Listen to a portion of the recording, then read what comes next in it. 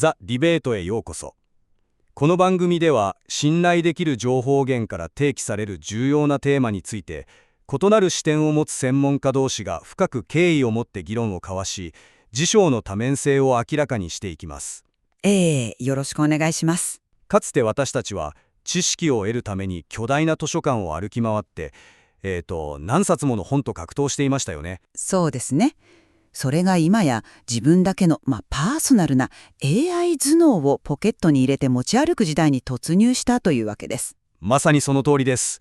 本日のテーマはその最前線。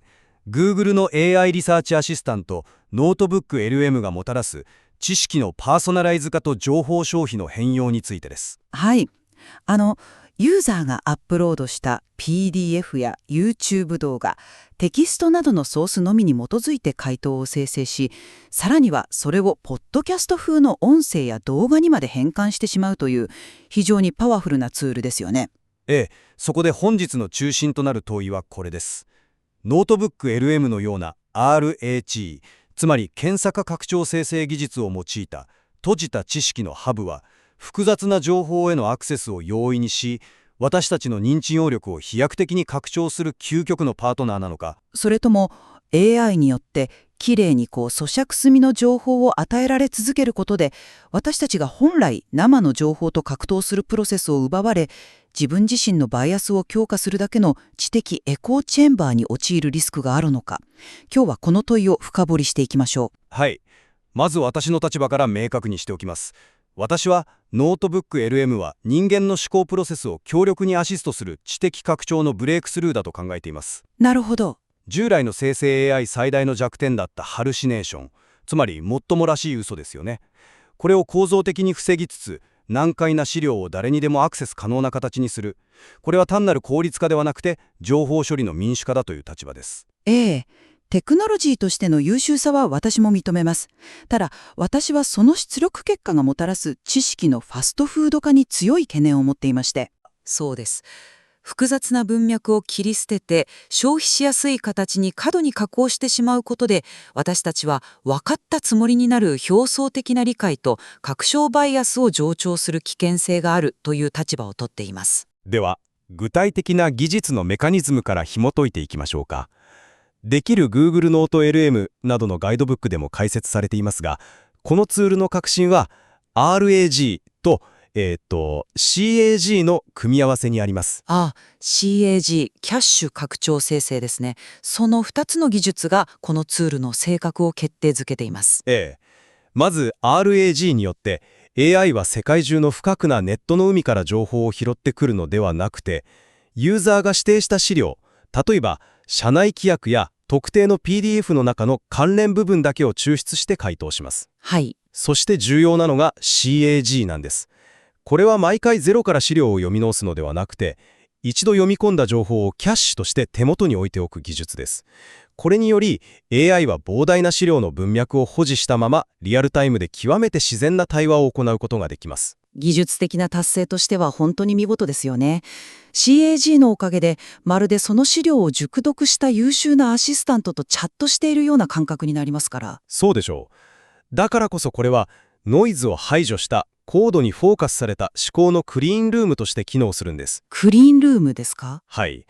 例えば、複数の外国語の製品スペックシートから比較表を一瞬で作成したり、企業の新人オンボーディング資料を作成したりするようなビジネスユースにおいて、この閉じた環境は絶大な信頼性を発揮します。私は少し違う角度からアプローチしています。と言いますと、確かにビジネスにおける事務処理やスペックシートの比較といった正解が決まっている作業において、そのクリーンルームは完璧に機能するでしょう。でも対象が学習や研究、あるいは複雑な意思決定という文脈になった途端、その閉鎖性が義を吐くんです。気を吐くとは少し極端な表現ですね。どういうことですか？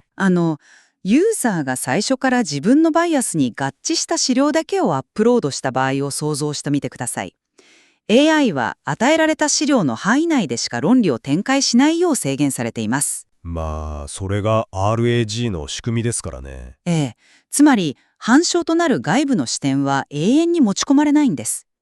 もし私が地球平面説のドキュメントだけを読み込ませたら、ノートブック LM は極めて論理的で説得力のある地球平面説のアシスタントになります。なるほど。これはクリーンルームではなく、自分の偏見を美しく響かせる知的エコーチェンバーです。なぜそうお考えになるのかはよくわかります。でも、少し違う視点を提供させてください。バイアスを強化するというリスクは、人間が図書館で本を選ぶときにも常に存在していますよね。と言いますと？私たちは昔から自分の信じたい本を選んで読んできました。ノートブック LM はそれを高速化しているだけでツールそのものの欠陥ではないはずです。申し訳ないですが、その点については全く同意できません。理由をお話しさせてください。図書館で本を選ぶ行為とノートブック LM を使う行為は認知的なプロセスが全く異なります。ほう、全く異なる？図書館の本は著者のトーンや難解な文体など読者に抵抗や摩擦を与えます。しかしノートブック LM はあなたのバイアスを極めて流暢で論理的であなたにとって心地よいカスタマイズされた回答として合成し、自信たっぷりに提示してくるんです。まあ非常に読みやすくはなりますね。この摩擦のなさこそがメタ認知を低下させるんです。さらに言えば、資料の面積事項には AI の生成物には不正確な情報が含まれる可能性があると明記されています。はい。ガイドブックにも注意喚起がありますね。なのに、ユーザーがこれは自分の資料から作られたから 100% 正しいと安心しきって AI の美しく整えられた要約を鵜呑みにするリスクは、形がきれいになっている分だけより深刻ですよ。それは面白い指摘ですね。ただ、私なら少し違う枠組みで捉えます。あなたが摩擦のなさというものは、私に言わせれば認知的なハードルの排除です。ハードルの排除。これが最も顕著に現れるのがマルチメディア変換の機能です。オーディオオーバービューやビデオオーバービューのことですね。はい。この機能は本当に画期的です。モバイルアプリの展開により、オフラインでオーディオオーバービューをバックグラウンド再生できるようになりました。ポッドキャストのように聞ける機能ですよね。そうです。例えば、The Economist のような重厚な週刊誌の記事や、AWS 認定の膨大な学習ガイドを AI の男女2人のホストが楽しく議論してくれる。通勤中や家事をしながらインプットできるんですよ。確かに、利便性は圧倒的です。さらに、ビデオオーバービューでは、シネマティックやエクスプレーナーといったフォーマットが用意されています。テキストだけで情報を処理するのが苦手な視覚・聴覚優位の学習者にとって、情報を立体的に捉えるこれ以上ない補助線になります。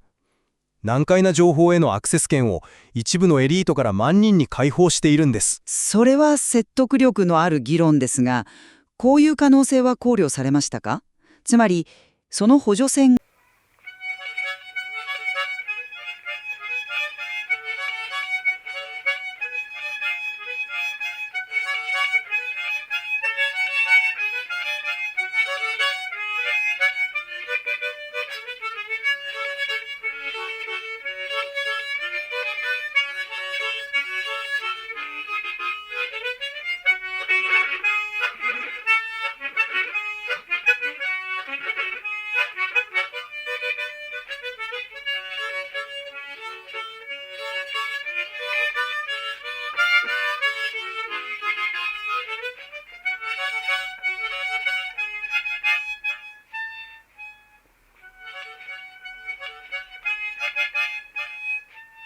実は学習のコアエンジンを破壊しているという可能性です。学習のコアエンジンを破壊？ちょっとどういう意味でしょ例えるなら、ドストエフスキーの罪と罰を一項も読まずに、あらすじだけをテンポよくまとめた3分間のアニメ動画を見て、人間の苦悩を完全に理解したと錯覚するようなものです。う？いや、それは単なる要約ツールの批判であって、ノート BLM 特有の問題ではないのでは？いやー、ここが重要なポイントです。人間の脳の神経回路が新しい概念を真に学習するとき、そこには必ず混乱や難解なテキストの前で立ち止まって思考する時間が必要です。まあ、確かに苦労して覚えたことは忘れませんが。その摩擦自体が記憶を定着させ、深い理解に至るためのプロセスなんです。AI がここが重要なポイントですと自動で選び出し、耳障りの良いポッドキャストや洗練された映像に編集してしまう。その結果、ユーザーは自らの頭で何が重要で何が些細なことかを判断する機会を根こそぎ奪われます。その論理の筋道には完全には納得していません。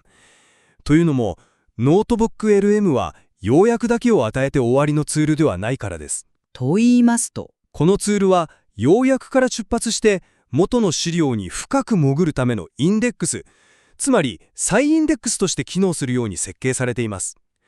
回答には常にソースへの引用リンクが付与されていて、気になった箇所はワンクリックで元の PDF の該当ページに飛ぶことができるんです。まあ機能としてはそうですね。つまり3分のアニメで終わるのではなくて、そこからドストエフスキーの原点の最も重要な章へ読者を直接案内する優秀な司書なんです。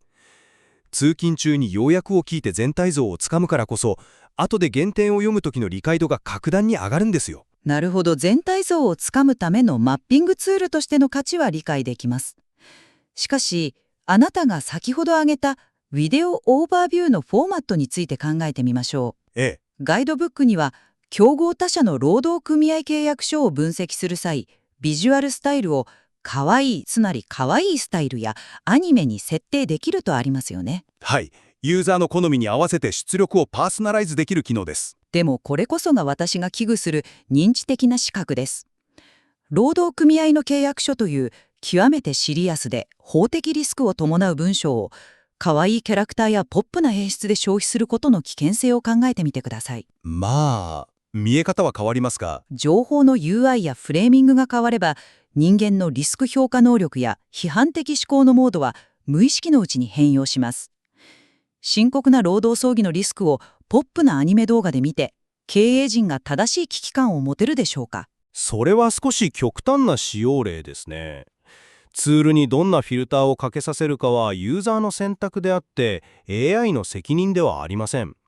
むしろフレーミングを変える能力は新しい視点をもたらす強力な武器になります。武器ですか。ええ。公式のトップ10のユースケースに非常に興味深いものがあるのをご存知ですか？ダンジョンズ&ドラゴンズのゲームマスターがセッションの録音からプロットを整理するというあれですか？それもありますが、私が注目しているのはメンタルヘルスの領域です。メンタルヘルス。はい。個人的な日記やセラピーの記録を読み込ませて、自分の思考の癖や認知バイアスを客観視するという使い方です。自分の日記と心理学の専門書を掛け合わせて AI に分析する。これはもはや単なる要約ではありません。AI を鏡として使い、極めて高度な自己内省を行っているんです。セラピーの記録を AI に分析させる。確かにエッジケースとして非常に興味深いですが、同時にちょっと背筋が寒くなる話でもあります。背筋が寒くなる？なぜですか？自分の認知バイアスに気づける素晴らしい用途だと思いますが。私たちは今、利便性や分かりやすさと引き換えに、自分の極めて繊細なプライバシー情報や、自己内省という人間の最も神聖な論理構築のプロセスそのものを外部のシステムにアウトソースしようとしているからです。ガイドブックも著作権違反や社外非データの漏洩リスクに強く警鐘を鳴らしていますよね。もちろんプライバシーやセキュリティへの配慮は不可欠です。しかし、ユーザーはこのツールを積極的に使いこなそうとしていますよ。ディスコード上のノートブック LM コミュニティが世界中で非常に活発に動いているのがその証拠です。そのディスコードコミュニティの熱狂こそが逆説的に私の懸念を裏付けていると思いますよ。どういうことですか？皮肉なことに、サファリブラウザではディスコードの技術がフルサポートされておらず、Chrome の使用が推奨されているという技術的なハードルがあるにもかかわらず、多くの人々がそこに集まっています。それはなぜか。まあ、情報交換のためですよね。単なる熱狂ではありません。ユーザー自身がこのあまりにも強力で自分の内面まで分析できてしまうツールの正しい付き合い方を人間同士の対話の中で必死に模索しなければならないほどの深い戸惑いを感じているからです。彼らは羅針盤を求めているんです。戸惑いですか？私はそれを新しい知性の形を共同で探索しているプロセスだと解釈しています。新しいテクノロジーが登場したとき、人間は常に新しいリテラシーを獲得しました。ええ、歴史的にはそうですね。電卓が登場した時も人間の計算能力が奪われると言われましたが、結果として私たちはより高度な数学的思考に時間を割けれるようになった。ノートブック LM も同じです。AI が情報の摩擦を減らし、概要を作ることで、人間はそれを足場にして、さらに高い次元の思考へと条約できるんです。ええ。電卓の計算は唯一の正解を出すためのものですが、私たちが議論しているのは文脈や思想の処理です。そこは明確に区別すべきでしょなるほど。う。とはいえ、このツールが情報との向き合い方を根本から変革するという点においては、私たちは完全に同意見のようですね。ええ、間違いありません。RAG と CAG の組み合わせがもたらす正確性と即時性、そして多様なマルチメディア出力は、これまでの検索して読むというパラダイムを終わらせます。私はこれが複雑な知識へのアクセスを万人に開く最強の適的パートナーであるという確信を深めました。対して私は、情報が過度に消化しやすく加工されることで、学習に不可欠なノイズや摩擦が失われるリスクを強調しました。AI が完璧な要約を作り、美しい音声で語りかけてくれるとき、私たちは理解の錯覚に陥ります。思考の外部化は短期的には効率を生みますが、長期的には自らの手で文脈を編み上げるという人間特有の知の体力を削いでしまうかもしれません。確かに、効率化の裏側で私たちが何を AI に任せ、何を自分の頭で考え抜くべきかという境界線の引き直しは、これからの大きな課題になりますね。結局のところ、最後に問われるのは私たち自身の姿勢です。AI がどれほど洗練された鏡になろうとも、その鏡に映る自分自身の姿をどう解釈するかは人間にしかできません。全くその通りですね。リスナーの皆さんはどうお感じになったでしょうか。自分自身の知識のハブを構築する際、あなたはどのプロセスを AI という強力なアシスタントに委ね、どのプロセスを自分自身の頭で泥臭く格闘しながら考え抜くべきでしょうか。アップロードした資料の中には AI の要約だけでは決して見えてこないあなた自身が探求すべき深い洞察がまだたくさん隠されているはずです。その答えを探すプロセスこそが本物の学習なのかもしれません。本日はここまでとさせていただきます。最後までお聞きいただきありがとうございました。